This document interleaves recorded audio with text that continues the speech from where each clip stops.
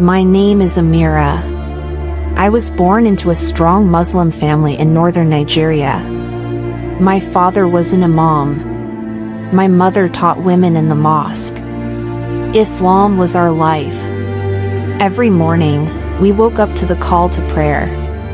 Every evening, we ended with Quran recitations. We were told that Christianity was false, that the Bible was corrupted, that Jesus was just a prophet, nothing more. I believed it. I never questioned it. I feared Allah. I feared hellfire. I feared shame. But something changed the year I turned 23. The testimonies featured on this channel are presented as received, reflecting the personal experience and perspectives of the individuals who have generously shared them with us. We encourage our viewers to approach these testimonies with compassion and understanding, as these are personal testimonies of people involved. We also encourage you to always refer to the Holy Bible and the teachings of Jesus Christ and his apostles for guidance. You can consider subscribing to the channel to support our ministry. This is not just a story. It is a cry from the soul of a woman who was once lost, silenced, and betrayed by those she trusted most. A woman who discovered the truth in the most dangerous way possible. What you're about to hear is not fiction. It is a real-life testimony of a Muslim woman named Amirah who faced death for the faith she chose. She didn't plan to leave Islam. She wasn't looking for trouble. She was simply searching for peace. But her search led her down a path that nearly cost her everything: her family, her freedom, and even her life. She was dragged into a circle of betrayal, pain, and fire, literally, set ablaze by her own people for accepting Jesus. But something happened, right there in the fire, something that will shake you to your core. Jesus showed up, not in a vision, not in a dream, but in the middle of the fire. This story will challenge your heart. It will make you question what you thought you knew. There is fear, there is darkness, and there is victory. Stay with us till the end. Don't miss a single moment. Leave a comment with where you're watching from. And now, let's hear from Amirah. It began with a dream. In the dream, I was standing in a desert, alone. The sky above me was dark, and a strong wind blew sand in every direction. I was searching for something. I didn't even know what. Suddenly, a man in white appeared. His face shone like light, and his eyes were full of fire, not anger, but deep, painful compassion. He said only 3 words, "You are mine." I woke up shaking, drenched in sweat. The words echoed in my ears all day. I told no one, not even my closest sister. But the dreams kept coming. Each time, the same man in white. The same message. You are mine. One day, I gathered courage and asked a Christian classmate, Esther, about her faith. She looked at me with shock, then kindness. She shared stories of Jesus healing, forgiving, and saving. She gave me a Bible, carefully wrapped in brown paper so no one would see. I read it secretly every night, hiding under my blanket with a torchlight. The words were alive. They burned through my soul like fire. Especially the words in Matthew, "Come to me, all who are weary and burdened, and I will give you rest." I had never felt rest in Islam. Only rules. Only fear. Only punishment. The more I read the Bible, the more I longed for the man in white. Then one night, I knelt beside my bed and whispered, "Jesus, if you are real, show me. I want to know you." That night, everything changed. I saw him again. This time, he walked toward me. He held my hand. I felt warmth, like peace I never knew. He said, "Follow me. Do not fear." I gave my life to him that night. In tears. In whispers. In hiding. But light cannot hide for long. A few weeks later, my younger brother found the Bible under my mattress. His eyes widened. He ran and told my father. That evening was the beginning of my nightmare. My father called a meeting. My mother screamed. My uncles came with rage. I was locked in a room for 3 days. No food. No water. Just threats, beatings, and curses. You are cursed, they said. You have shamed us. You are no longer our daughter. They gave me 2 choices: renounce Jesus and return to Islam, or die. I said nothing. I was weak. I was bleeding. But my heart was strong. Jesus had touched me. I could not deny him. Then came the fire. On the 4th day, I was dragged out of the house. My cousin brought petrol. My uncle lit a match. They said, "This is the price of blasphemy." They poured the fuel on me. I was trembling. I cried. I whispered the name of Jesus again and again. And then, the fire was lit. I closed my eyes. I thought I would die. But that's when it happened. A strong wind blew. I felt heat, but no burn. I opened my eyes and saw him. Jesus. In the fire. His body stood between me and the flames. His robe was white. His face like lightning. His hands were stretched out, shielding me. Everyone around me screamed and ran. They saw something. I don't know what exactly. But they fled. The fire burned, but it did not touch me. The rope on my hands fell. My clothes were soaked in fuel but didn't catch fire again. I stood up, free. Alive. Untouched. That night, I ran. I ran barefoot into the night, through bushes, over rocks, bleeding and scared. But I ran. And I didn't stop until I reached Esther's house, far away. She cried when she saw me. She and her church took me in, hid me, cared for me, gave me clothes and food and love. And I gave Jesus my whole life, again and again. You may not believe this. You may say it's too much. But I lived it. I felt it. I saw him. He is real. Jesus saved me. And this is only the beginning. I stayed in hiding for weeks with Esther and her Christian friends. They kept me in a small back room, always watching the door, always listening for footsteps. My father had sent people to look for me. They went from village to village with pictures of me, offering rewards to anyone who could bring me back. One night, I heard them searching the neighborhood.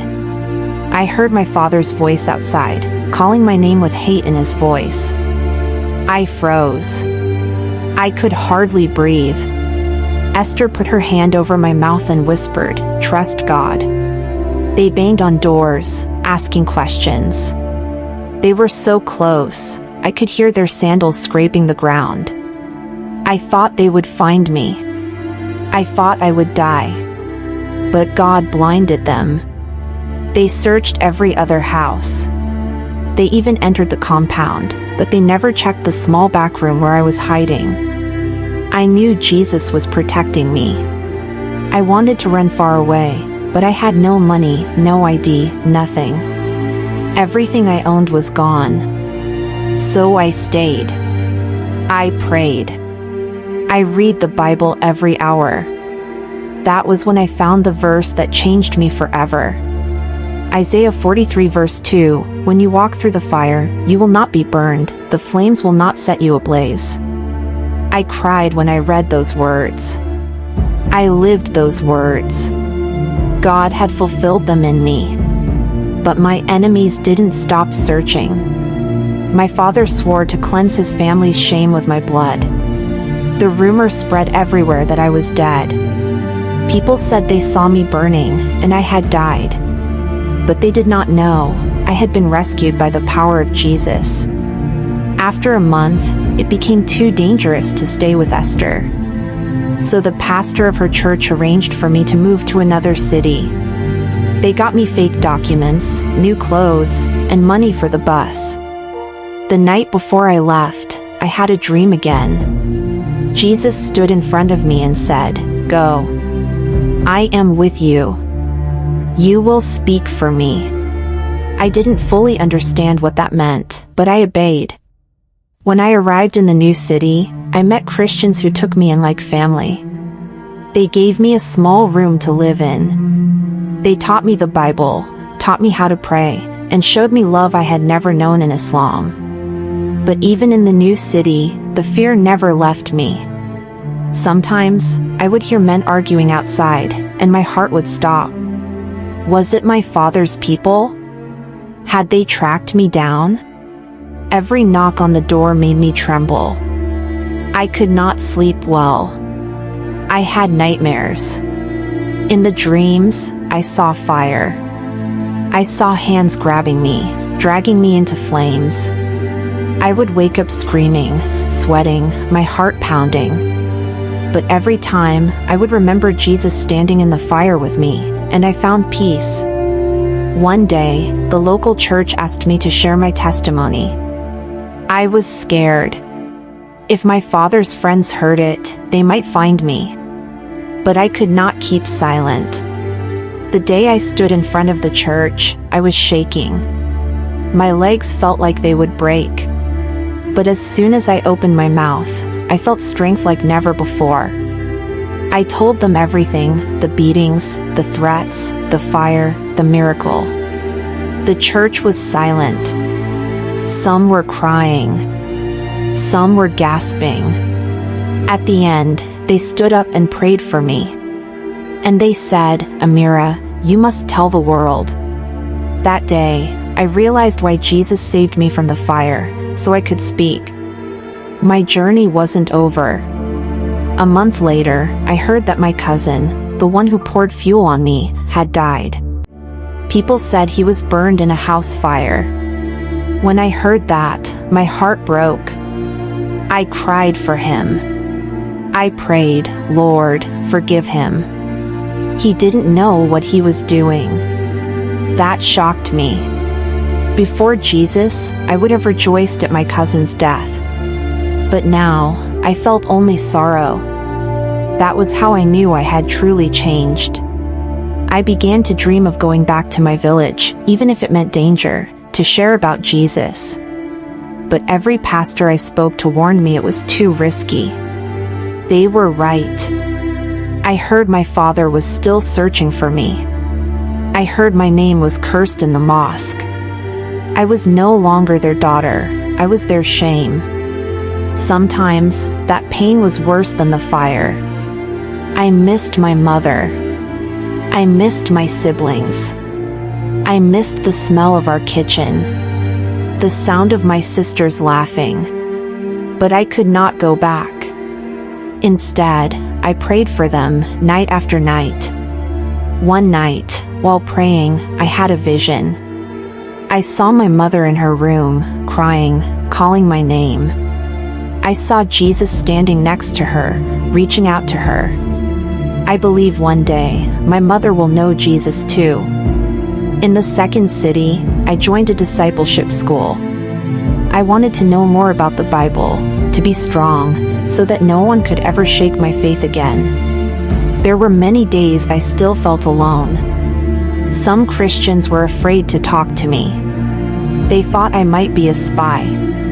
Others judged me for being a former Muslim. But I never gave up. Jesus kept reminding me, "You are mine."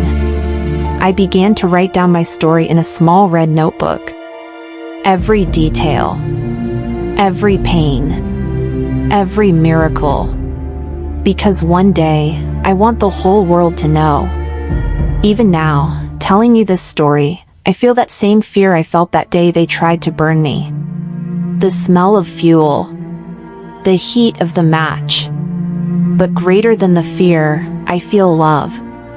Jesus is worth everything. If you are watching this right now, and you feel alone, if you think God has abandoned you, I am living proof that He will never leave you. He will stand in the fire with you. I survived the flames. I survived betrayal. I survived the curse of my own blood. Because Jesus is alive. And this is still not the end. There is more I must tell you. Please, don't go anywhere. Stay with me. Tell me in the comments where you are watching from. Because in the next hour, I will share how God used me to rescue others, even while I was still hiding, and how the power of forgiveness turned my worst enemy into my greatest miracle. Stay tuned. After a few months in hiding, my heart began to burn, not with fear, but with a desire to help others who were suffering like me. I began asking the Lord in prayer, "Use me, Jesus. I'm still hiding, I've lost everything, but I am yours. Use this pain." That's when it started. One evening, a young girl was brought to our church by a Christian brother. She was about 17. Her name was Amirah. She had escaped her home after telling her family she no longer believed in Islam. She didn't even know who Jesus was, she just knew Islam wasn't the truth. Her father had beaten her with an iron rod. Her legs were still bleeding when we met. I saw myself in her. I sat beside her, held her hands, and for the first time in my life, I told my story to someone one-on-one, not on stage, not from behind a curtain, but face to face. I told her everything. She looked at me, eyes wide open, and whispered, "If Jesus saved you, maybe He can save me too." We prayed together that night. And Amirah gave her life to Jesus. Right there. With trembling hands and swollen eyes. From that moment, I realized something deep. My pain wasn't just my pain, it was a key for someone else's freedom. I started meeting more young women, Muslim girls, most of them broken, confused, scared, just like I had been. Some were secretly reading the Bible. Some had already believed in Jesus but didn't know what to do next. I became their secret sister, their hidden counselor, their quiet warrior. And every night, I would return to my small room, get on my knees, and pray over each name, each face, each story. But the cost of following Jesus didn't stop. One day, a stranger knocked on the gate. The guard called me. "Amirah, someone is asking for you. He says he's your uncle." I froze. My blood ran cold. I stepped out slowly. And it was him. My mother's younger brother. The same man who had slapped me during that family meeting. The one who said, "She's no longer part of us." Now, he stood in front of me with tears in his eyes. He said, "Amirah, I'm sorry. I'm so sorry." I couldn't speak. My hands were shaking. He continued, "I had a dream. 2 nights ago. I saw you in the fire again. But this time, I saw the man in white. He stood with you. His face was shining. He turned and looked at me. He said, 'You tried to kill what I have chosen.' Then I woke up." He said the dream came again the next night. Same man. Same words. "I don't understand it," he said, "but I had to find you." "Amirah, who was that man?" I broke down crying. "Uncle," I said, "that man is Jesus." We sat on a bench outside the church gate for 3 hours. I told him everything. The dreams. The fire. The peace. The forgiveness. The freedom. And then something I never expected happened. He wept. He didn't just cry. He sobbed. He held his head and cried like a child. He said, "I was wrong. We were all wrong. Amirah, how can I know him too?" That day, my enemy became my brother. We prayed together. And that night, my uncle gave his life to Jesus Christ. The church welcomed him. They taught him. And today, yes, today, that same uncle is a quiet evangelist. He can't preach loudly. He still fears what might happen. But one by one, he's leading his friends to Christ in secret. You may think the story ends there. But it doesn't. Last year, I got word that my younger sister, the one who had always followed me around as a child, had run away from home. She had been caught with a Bible in her bag.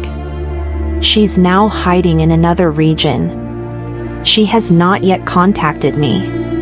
But I know, deep in my heart, she saw the same man in white. My heart longs to be with her. But I trust God's timing. Sometimes I miss my family. My mother. Her cooking. Her hugs. Her smile. I believe, truly, that she will come to Jesus. One day. And when that day comes, we will sit at one table and worship Him together. For now, I keep speaking. Quietly. Boldly. I've shared my testimony with over 30 girls. 12 of them are now believers. 2 have been baptized. 1 was beaten and left unconscious. She survived. Another had her phone broken by her father. She still reads the Bible on pieces of printed paper. The fire never really left my life. But now I see it differently. That fire that was meant to destroy me became the fire that purified me. That fire that was supposed to end my life started it. Every scar I carry reminds me, Jesus stood in the fire with me. He didn't take me out of the fire, He entered it with me. And because of Him, I am alive. I am whole. I am saved. So, my dear listener, if you've listened this far, thank you. You have walked through the fire with me. You have heard my soul. Don't keep this story to yourself. Someone out there, maybe in your family, maybe in your mosque, maybe in your heart, needs to know, Jesus saves. I don't hate Muslims. I don't wish them pain. I was one of them. I love them. That's why I'm telling my story. Because they need to know the truth. And if you are a Muslim watching this right now, and you've had dreams, visions, questions in your heart, don't be afraid. Ask Jesus to show Himself to you. He will. He's not far. He's closer than your next breath. He loves you. He died for you. He rose again for you. He will walk with you, even into the fire. To everyone watching, thank you for spending these 3 hours with me. Please, let me know in the comments where you're watching from. I want to pray over your nation, your village, your city. I am Amirah. I was once a Muslim. I was almost burned to death. But Jesus saved me. And now, I live not just for me, but for Him. Thank you.